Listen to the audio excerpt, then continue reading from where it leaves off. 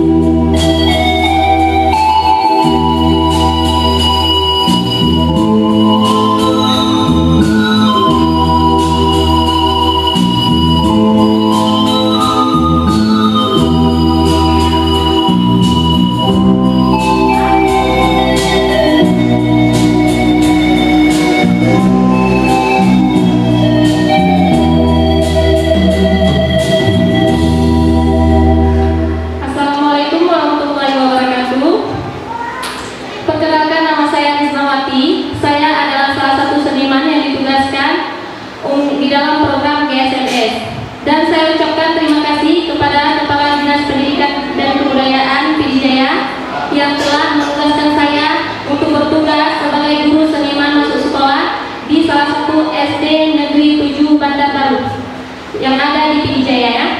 Dan saya ucapkan juga terima kasih kepada Bapak Kepala Sekolah yang mana beliau telah mendukung penuh di dalam kegiatan ini, dan saya ucapkan juga terima kasih kepada anak-anak yang tersayang sehingga mereka juga bisa menjalankan sebuah tugas yang saya berikan. Dan saya ucapkan juga terima kasih kepada masyarakat yang mana masyarakat ikut mendukung penuh di dalam kegiatan ini. Dan saya ucapkan juga terima kasih kepada teman-teman dan rekan-rekan sekalian yang sudah mendukung penuh di dalam kegiatan ini juga dan sudah membantu saya di dalam sebuah kegiatan ini.